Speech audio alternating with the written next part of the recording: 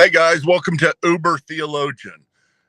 I've changed call signs once again. No longer Camaro Theologian because I don't have the Camaro, and now I am Uber Theologian because not because I work for Uber. I'm not saying I work for Uber, just because I'm a great theologian, and also I happen to be delivering food. And I thought, as I'm delivering food, why not talk theology?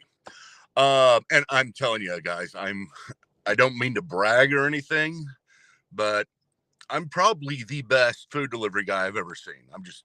I do it better and I do it stronger and I do it faster than any of the other guys. I'm the $6 million theology Uber machine driving. Okay, let's talk about overstating apologetics. This is something that I as well wrote a blog about. You can see it on my Patreon or on my Credo House. I don't know if you go to my Patreon, I don't know if that's available to all people. That may only be available to members. You get a lot more if you're a member of a Patreon. But if you go to credohouse.org, there you will see it. The blog post on this, and it's called Overstating Apologetics. I got to turn on the air conditioner because it is very, very hot out here with the air on.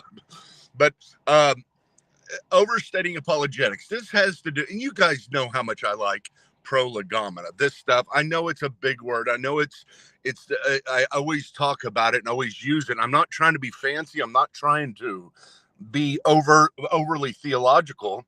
I just think it's the most important. I just think it's the most important discipline in theology.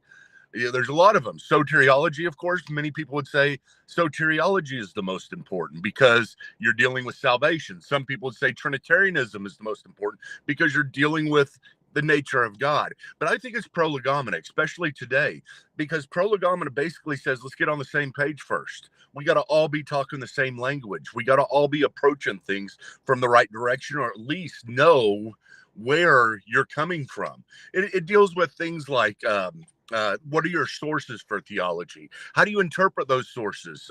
What is priority? How certain are you about things? All kinds of things to do with prolegomena. And this really has to do with prolegomena, this idea of overstating apologetics. And what I mean by that is this. I was watching, like I often do, some videos on YouTube. People will send me something, and it's a guy that's an apologist. And he does a great job. He really does. He's a very smart guy, a lot smarter than I am. But he does a great job defending the faith, and he goes to campuses and does this. But oftentimes I find myself cringing at some of the stuff that he says, because I feel like he discredits himself to a large part by just one thing. But only one thing. It doesn't take much to discredit you whenever you're talking theology. But this guy seems to discredit himself because whenever he's defending the faith, whenever he's defending issues of Christianity, he's absolutely certain about every issue. You know, it's not like there's any variance in his certitude, as you might call it, the how much you really do believe this is true. And there's so many things within our faith that we hold to more strongly, and some things we hold to less strongly. Some things that I'm really, really sure about, and some things I believe, but I'm a lot less sure about. I can make an argument for, but it's not a great argument. It's not always the best argument, especially like some other things that we can do. Whenever we talk about the existence of God, that is a really easy thing to have a high degree of certitude about. And in your apologetics, speak very firmly for like things like whenever you're talking about something can't come from nothing. That is something you can hold with a high degree of certitude because that's the way everything works. But then whenever it comes to other things, like say, and I know some of you might get mad at me for saying this, but I don't want you, I just want you to think about it. I don't hold to biblical inerrancy to the same degree as I hold to the existence of God. I believe the Bible, it doesn't have any errors. I believe that whenever no historical errors, no scientific errors, I believe whenever you're interpreting it correctly, that there are no errors in the Bible. That's what I happen to believe. Now, could I be wrong about this? Sure, I could. I mean, there may be some errors that I miss out on. I just don't think there are. I do that because I believe theologically, if God is perfect and he had He wrote the scripture. It's 100% man, 100% God. If it's 100% God, it will be perfect. So, I mean, that is kind of a deductive argument, but I could be wrong about it. There could be some historical errors in the scriptures. Whenever you're defending your faith, you got to know what ropes to hold very tightly and what ones to hold loosely, what ones to defend with all your might because the entire thing depends upon it and your faith depends upon it and you really are sure about this, and other things that don't really matter that much, things that don't affect the rest. It's not going to make it fall apart. And we often talk about that, or I often talk about the house of cards theology. A lot of people have a house of cards theology where everything they believe in theology is built in this intricate high building of cards, and if you take one card away, the entire thing falls apart. And that's the reason why I think some people start this way, is that they think that's the way they think. All the cards have to be perfect. Everything I believe, I have to believe with absolute certainty, complete certainty. Uh, Rene Descartes talked about an indubitable certainty, a certainty where you can't be wrong. And I like asking people this. I like asking even Christians this, whenever we're talking about some theological issue. I say, do you think you could be wrong about this? Or what's the best arguments against your position? And if they say they don't think they can be wrong, or they don't have any arguments against their position, I'm not saying they're wrong. I'm just saying I lose a lot of trust in them. I mean, I don't think they're thinking things through well and honestly. I think it's kind of a self-defense mechanism that we have sometimes to hold the things all at the same degree of certitude, because we do have the house of cards theology. And again, this is an issue of prolegomena. There are some things that are non-negotiable. There's some things that form the very bedrock of our faith. And there are some things that we are much, much more sure about.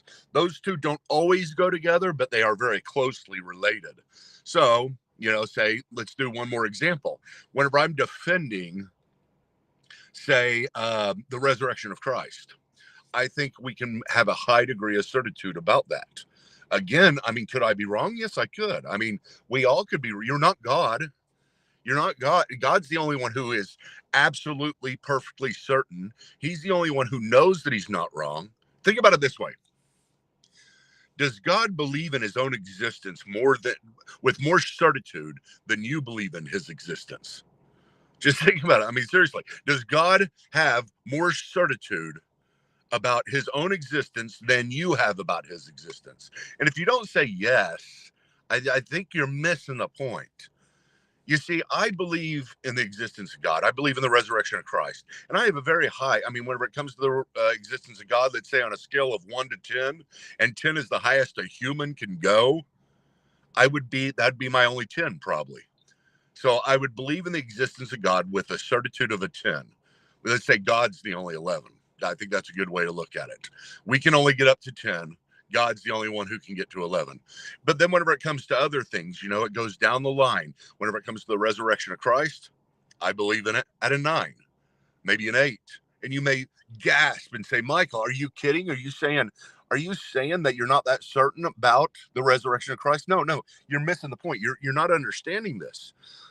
I have a very, very high degree of certainty about the resurrection of Christ, so much so that I put my entire life on the line with it. This is my life, that I believe in the resurrection of Christ. And I believe it with such degree, I have 100% commitment. But it doesn't mean I can't study more today and learn something that enlightens me and say, oh my gosh, like I did whenever I first decided to go into ministry, whenever I was 21 years old. And there was a light that went on my head that said, oh my gosh, this stuff I believe is really true.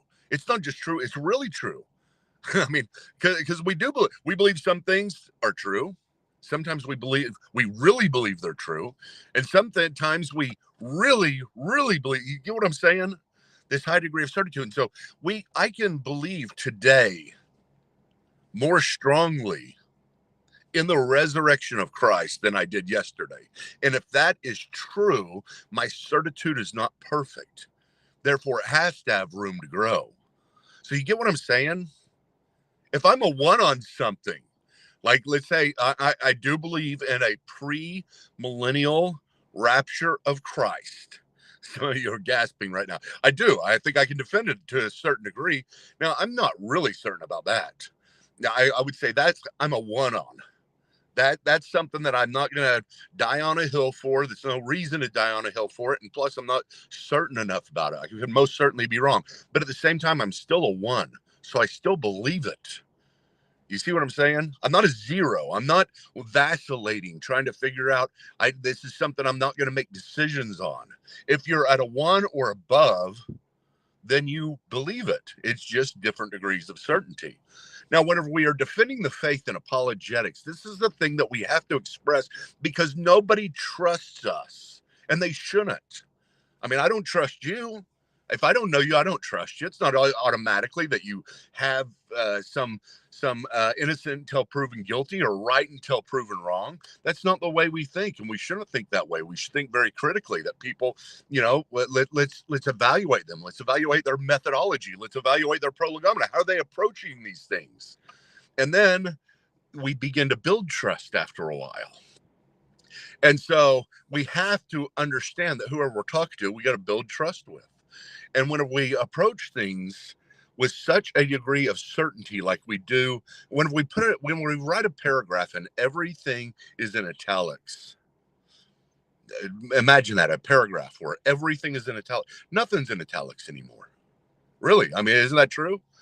It's just like you have those people who capitalize all their letters. And you're like, every single one of them, you're like, oh man, I can't take this. I can't take this all caps. I can't take this all emphasis. That's the same way whenever we're presenting our faith. It's exhausting and it's discrediting. And so we want to put an emphasis. We want to put the right words in italics in our theology, especially whenever we're defending the faith. People will see this and they will see you're a reasonable person and begin to hand over trust to you. Now you may say, Michael, I already have trust of all these people. And that may be true. You may already have the trust of your own congregation, the people who already believe and they want you to confirm their prejudice so they feel good about being around you and they feel good about themselves. But that's not what we're responsible to do. We're responsible to challenge people. We are in seeking the truth, not our prejudice. We are seeking God because we honor him and we understand because we're human and we're fallen, that we could be wrong. And we need to approach things in our apologetics. Don't overstate your apologetics. Don't put things in emphasis so much. Okay, guys, thank you for joining. We will be coming back later on with the Conversations with Tad. If you're subscribed to the YouTube and Facebook, I think we come on both of those, but Conversations with Tad, we're doing our third session of the discipleship program. And please go to my Patreon, support if you can. That'd be great. I would like to say, hey, listen, next time you get food delivered, get me. But you have to be lucky, man. You really do. You have to be lucky. So always be looking through your Ring camera or at the front door because I may show up. And if I do, and you catch me, stop me and I'll teach you some theology. See you later.